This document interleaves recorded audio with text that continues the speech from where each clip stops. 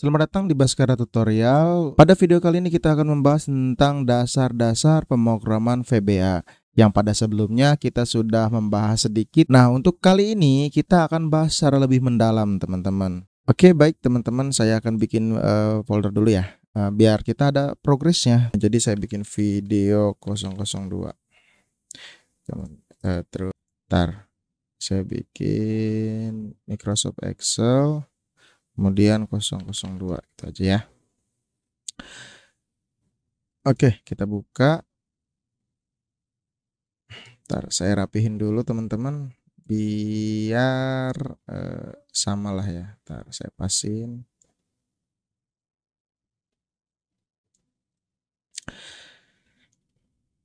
Oke, Visual Basic. Kita buka di bagian Visual Basic ya.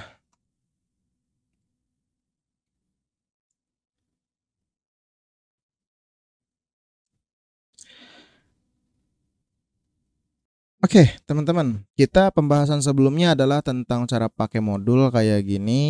Siapin modulnya, kita pasin dulu biar tidak terlalu banyak, kita pakainya segini aja ya, sedikit-sedikit aja. Nah, materi kemarin kita ngebahas tentang penggunaan sub dan fungsi. Kalau materi kemarin kita itu tentang sub, terus itu perintah, kemudian buka kurung, tutup kurung, diakhiri dengan end sub, terus isinya itu misalkan kita isi dengan message box dan untuk menampilkan pesannya ini adalah sub perintah diakhiri dengan tutup kurung. Kalau misalkan kita coba nanti munculnya kayak call perintah kayak gini. Nah, kayak gini teman-teman. Agar lebih terlihat perbedaannya, kita semua semua materi yang akan kita gunakan lebih banyak menggunakan message box dulu ya untuk melihat perbedaan dan pertambahannya. Nah, di bagian ini, di bagian isi punya beberapa dasar VBA. Kalau misalkan kita ingin menulis langsung, kita bisa gunakan seperti ini, ataupun di dalam message box-nya kita gunakan seperti ini. Jika kita ingin menandai sebuah kode tapi tidak ingin tampil, kita bisa menggunakan kutip satu kayak gini. Kita sebut dengan komen. Ini adalah adakah lah. Bentar, ini adalah komen. Jadi kalau misalkan kita hilangkan fokusnya, nanti akan berubah menjadi sebuah warna hijau kayak gini. Struktur ini biasanya kita sebut dengan sintaks kayak gitu ya. Kemudian kita akan bahas tentang variabel dan tipe data dalam VBA-nya. Variabel itu digunakan untuk menyimpan nilai dalam VBA. Variabel ini adalah sebuah wadah ya. Jadi variabel itu digunakan untuk menyimpan nilai dalam VBA. Nilainya ini bisa berupa angka, bisa berupa teks, atau bisa berupa desimal. Variabel biasanya digunakan dengan simbolnya dim kayak gitu. Dim itu artinya mendeklarasikan sebuah variabel. Kita bikin contoh di subroutine baru ya. Variabel. Kita kasih titik koma. Dim itu untuk menyimpan nilai dalam VBA. Untuk mendeklarasikannya, yang kita deklarasikan adalah sebuah tipe datanya, teman-teman. Tipe data terbagi menjadi beberapa contoh, teman-teman. Tipe data yang pertama kita sebut dengan integer. Oke. Nah, integer itu apa? Integer itu digunakan untuk menyimpan bilangan yang bulat. Dari mulai misalkan minus 1, minus 2, minus 3, terus sampai plusnya, misalkan sampai 1000, 2000, 3000 dan seterusnya. Contohnya di angka bulat as integer. Terus kita sebut angka bulat sama dengan angka bulatnya misalkan 150. Kemudian message box-nya kita tampilin nilai, astaga typo semua tangannya. Integer, kita munculkan angka bulat. angkat bulat gitu ya.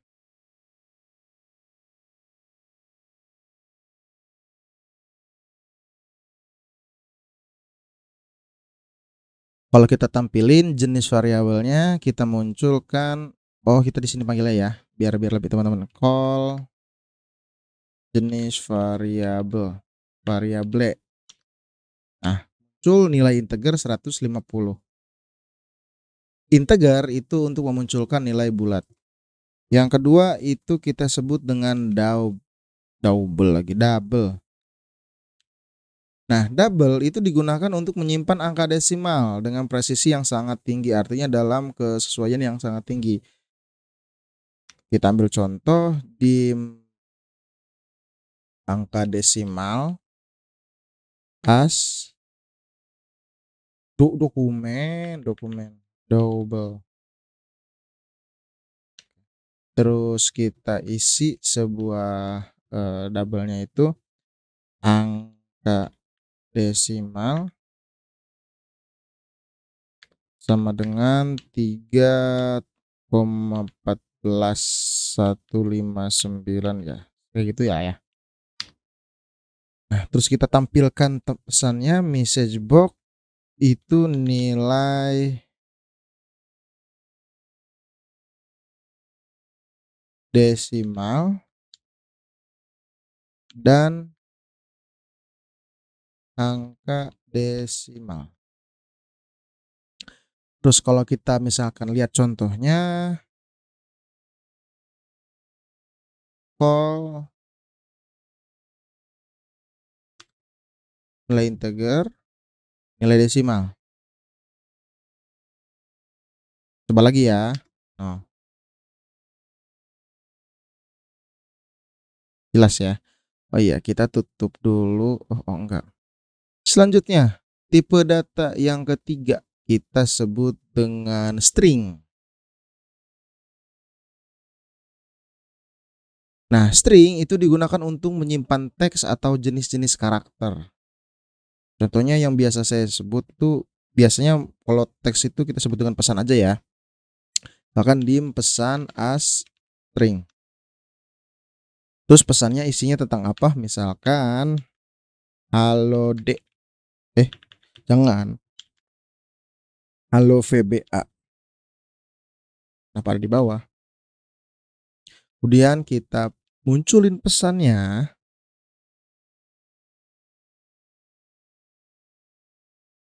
Pesan. Jangan pesan dong. Info ya. Pesan. Kalau misalkan kita panggil lagi, nah nilai integer 150 tadi, terus ada nilai desimal yang kedua yang kita buat, dan yang ketiga info halo VBA. Nah, selanjutnya tipe data yang selanjutnya adalah kita sebut dengan boolean. Boolean itu digunakan untuk menyimpan nilai true or false.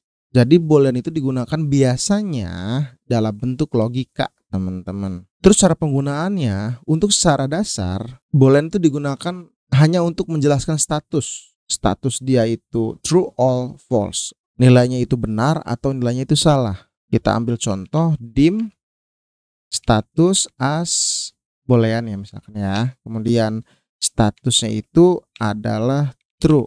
Kemudian message box-nya status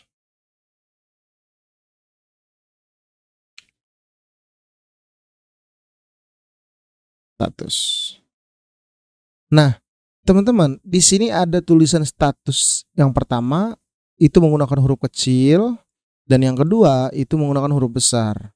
Nah, status yang ada di sini itu adalah sebuah variabel, sedangkan status di sini adalah bentuknya nilai, teman-teman. Nah, di bagian ini kalau misalkan kita ganti ini menjadi gimana? Itu gak ada masalah, teman-teman, karena ini yang hanya dimunculkan saja. Yang dimunculkan ya teks yang ini. Sedangkan kalau yang variabel yang seperti ini yang dimunculkan adalah isinya yang setelah sama dengannya di sini.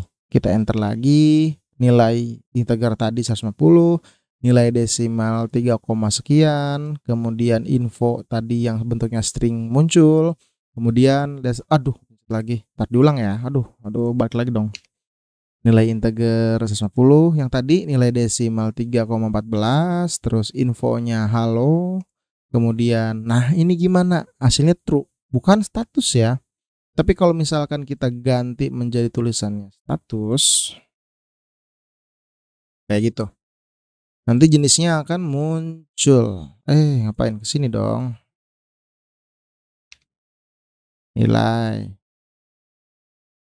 Halo VBA, ini status true. Oke. Nah, ini jenis-jenis variabel yang bisa digunakan. Nah, teman-teman bisa nyari jenis-jenis macam-macam lagi ya selain yang ini. Tapi yang kebanyakan yang dipakai adalah yang seperti ini. Dan bisa teman-teman eksplorasi lebih dalam tentang jenis-jenis variabelnya atau tipe-tipe data yang banyak. Nah, ini berikut daftar list tipe data yang bisa teman-teman coba. Oke, selanjutnya kita akan bahas tentang operator VBA. Nah, operator VBA itu digunakan untuk melakukan operasi matematika dan logika. Dalam operator aritmatika ada beberapa jenis, contohnya ada penjumlahan, ada pengurangan, ada perkalian, dan ada pembagian.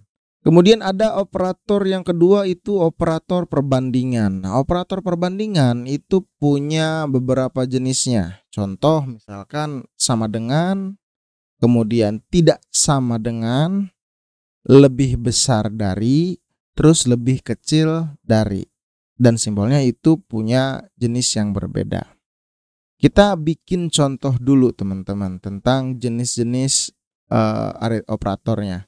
Kita bikin sub baru yang di bawah di sini, kita sebut apa ya? Dim lagi. Saub aritmatika dasar. Itu ya.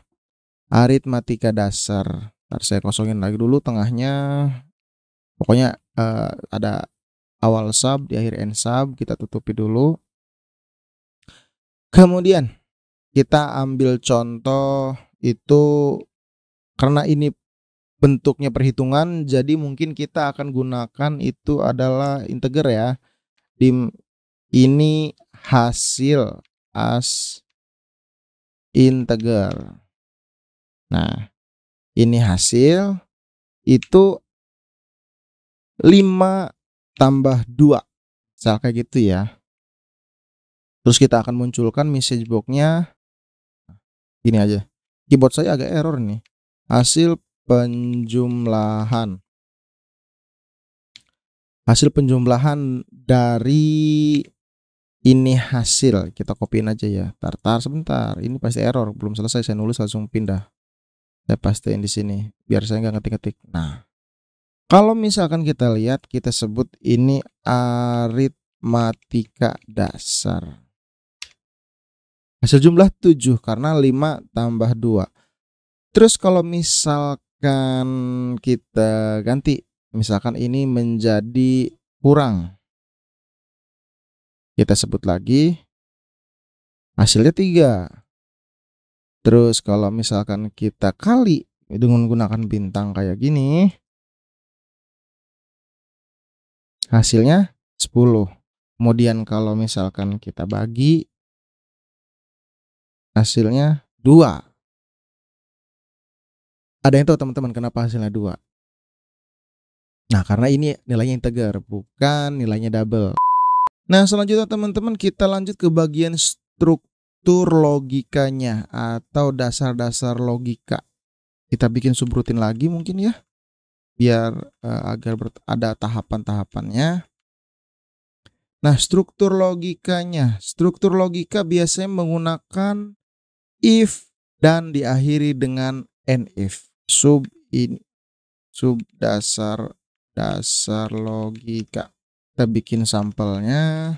Kita bikin sebuah dim, nilai itu adalah integer. Biasanya perbandingan nilai rapot kalau saya ya. Misalkan nilai itu isinya adalah 74. Kemudian dalam penggunaannya biasanya if itu selalu diakhiri dengan n if. Biasanya if itu diawali dan diakhiri n if. Nah, kalau teman-teman muncul begini, No, kenapa? Karena tidak ada variabel yang akan kita jadiin logika. Makanya biasanya setelah if itu biasanya ditulis dengan logikanya, if nilai kayak gitu. Kemudian kita tambahin operator perbandingan yang tadi saya jelaskan. Nah, operator perbandingan misalkan if nilainya itu lebih besar dari 60, teman-teman. Nah, kemudian yang akan kita tampilkan apa? Misalkan nilainya itu harusnya lebih dari 60. Kalau di bawah 60 itu nggak lulus. Berarti message-nya kayak gini. Message box-nya itu lulus. Nah, kalau misalkan dia tidak ada ataupun di bawah dari 60, maka hasilnya tidak lulus. Message box-nya tidak lulus. Kalau misalkan kita lihat strukturnya kayak gini. Nah, kayak gitu. Terus kalau misalkan kita sebut dasar logika ya, ini dasar logika. Kita call dasar logika. Lulus akhirnya. Jadi di sini kan nilainya 74. Jadi kalau misalkan gimana kalau kita bikin nilainya itu 56. Kita call lagi. Nggak lulus. Kenapa? Karena nilai patokannya adalah 60. Bisa lagi kita sebut biar lebih mudah, biar kalau saya biasanya tidak memunculkan nilai di dalam sebuah if-nya. Tapi saya akan memunculkan sebuah variabel. Bisa kita gunakan seperti ini. Nilai ini dim hasil nilai. Begitu ya, as integer. Kemudian hasil nilai itu hasil nilai. Enggak, bukan. Maksud saya tuh ini dasar nilainya, patokannya. Ini patokan nilai, misalkan patokan nilai. Kemudian kita bikin patokan nilai itu harus 60 kayak gitu. Terus kita masukin patokan nilai kayak gitu. Jadi yang akan dihitung nanti nilai dan patokan nilai ada di bagian variabel di dalam sebuah if-nya. Jadi tidak akan terganggu teman-teman kalau misalkan kita lihatnya kayak gini. Hasilnya nggak berbeda, cuman dalam penulisan itu menurut saya lebih rapi seperti ini. Ada jenis yang lain tentang penggunaan if. Ada yang disebut dengan if bersarang teman-teman. Atau biasa orang bule itu nyebutannya nested if. Nah, nested if digunakan untuk menggunakan dua logika atau lebih. Jadi kalau misalkan if biasa ini hanya menggunakan dua jenis logika antara lulus dan nggak lulus, kalau nested if itu digunakan untuk lebih dari dua logika. Kayak gitu. Cara penggunaannya, if misalkan nilai itu lebih dari atau sama dengan misalkan 80. Oke, ntar kita bikin ini lagi ya. Ntar, masih buat nggak kepala ini? Dim, misal dim ini genius as integer lagi. Diserin. Mana tadi? Ntar saya rapihin dulu.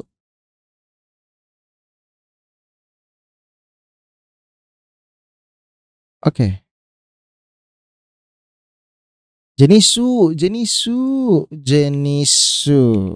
Genius teman-teman. If bersarang.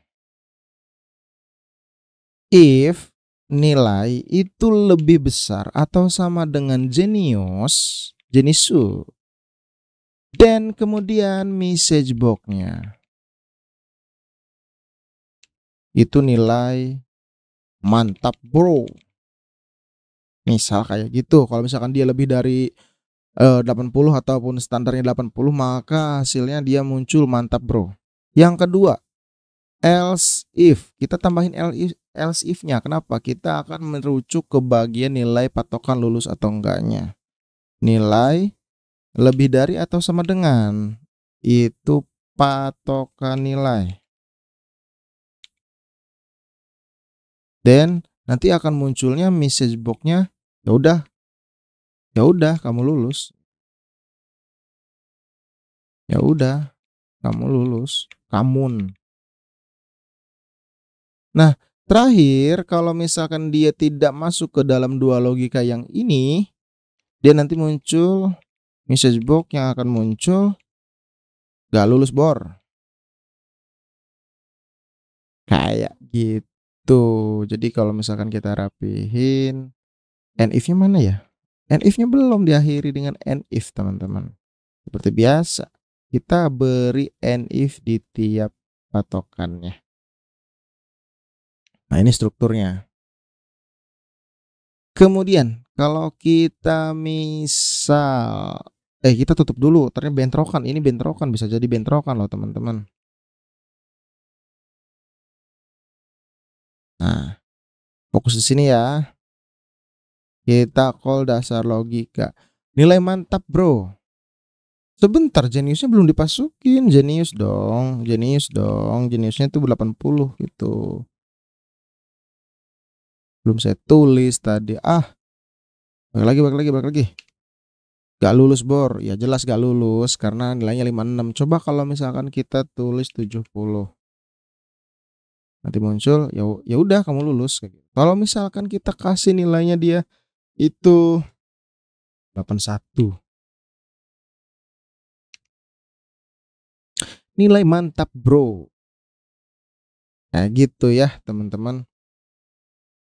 Materi selanjutnya adalah tentang perulangan yang pertama atau looping yang pertama. Looping yang pertama itu kita sebut dengan for dan next. Itu couple ya, teman-teman. Nah, perulangan itu berfungsi untuk meminimalisir penulisan berulang ataupun untuk meminimalisir pekerjaan kita dalam membuat sebuah sesuatu. Nah, untuk mengulang dalam bagian for dan for next ini biasanya itu struktur dasarnya adalah diawali dengan for, kemudian variabel, kemudian diakhiri dengan next dan variabel. Kayak gimana bang maksudnya bang? Misalkan kayak gini ya, for variabel, kemudian ini baru sampel ya, bentar. Terus ini isi, kemudian diakhiri dengan next, back ini mah next variabel. Nah, struktur dasarnya seperti ini, teman-teman. Struktur dasarnya seperti ini. Kita akan bikin contoh dengan menggunakan sub juga ya. Saya geserin, saya kasih komen dulu yang atas biar ada progres lah ya. Sub, misalkan ini diulang. Kenapa pakai spasi?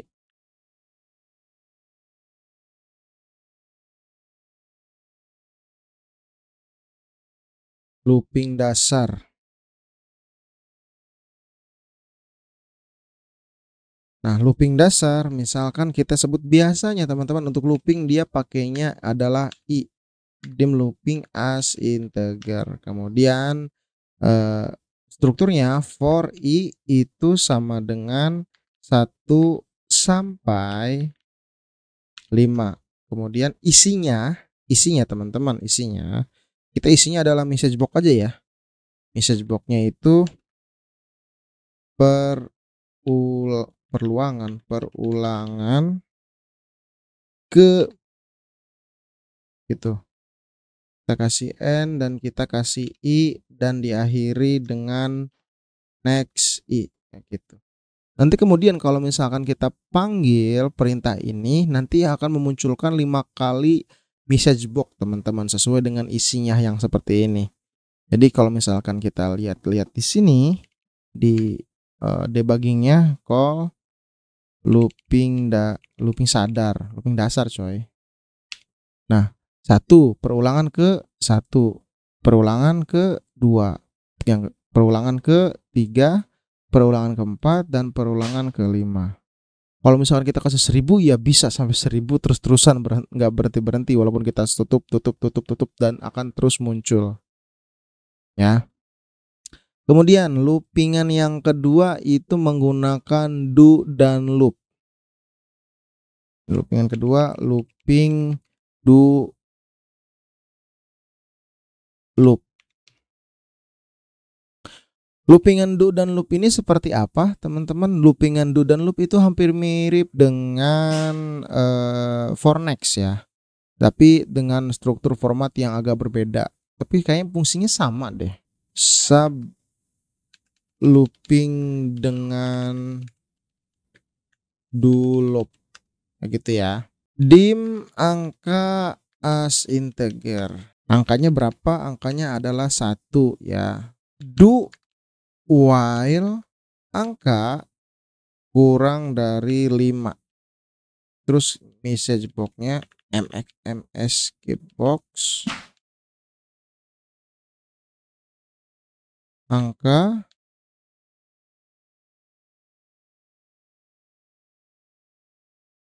bentar kesehatan saya perbedain.